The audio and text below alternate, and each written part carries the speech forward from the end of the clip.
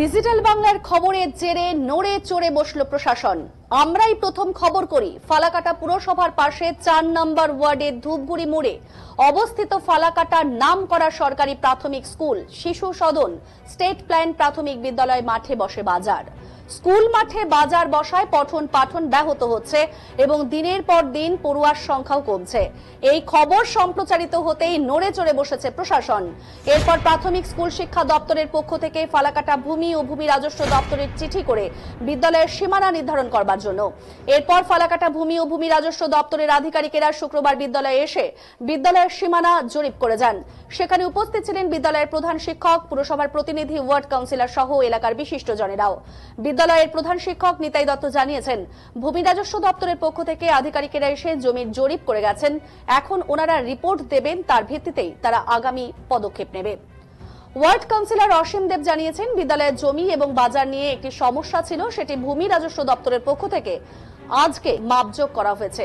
ওনাদের রিপোর্ট দেবেন, সেই পরিপ্রেক্ষিতেই আগামী দিনে পদক্ষেপ নেওয়া হবে।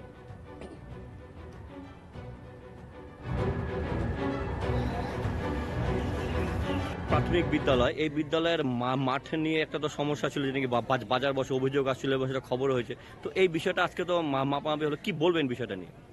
আজকে ভূমি সংস্কার দপ্তর থেকে আমাদের স্কুলকে চিঠি করে এবং ভূমি সংস্কার দপ্তর এই স্কুলটাকে আজকে মানে রাফলি একটা মেজারমেন্ট করলো আর কি এই জায়গাটা।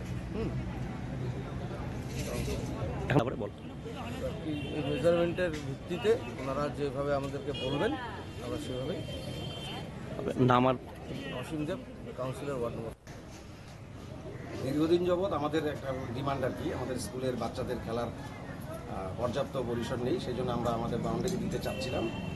তো যেহেতু এই এলাকায় একটা বাজার বসে, বাজার যারা করে তাদেরও মানে আবেগের ব্যাপার আছে, যার জন্য আমরা আমাদের ঊর্ধ্বতন কর্তৃপক্ষকে জানাই যে তারা যেন স্টেপ নেয়। তো এর আগে ডিপিসি চেয়ারম্যান, পঞ্চায়েত সমিতির সভাপতি এবং আমাদের অমর বিদ্যালয় পরিদর্শক তাদের সদল বলে আমাদের বিদ্যালয়ে এসে এটা পর্যবেক্ষণ করে যান এবং তারপরে আমি যতটুকু জানি আমাদের অমর বিদ্যালয় পরিদর্শক ফালাকাটা বিএলএল আরওকে একটা চিঠি করেন এই জায়গাটা সঠিক পরিমাপের জন্য। তো সেই চিঠির পরিপ্রেক্ষিতেই আজকে বিএলএর অফিস থেকে আড়াই সাহেব এসছেন, আমাকে কালকে জানিয়েছেন, আমি যথাসময় স্কুলে এসে উপস্থিত থাকলাম।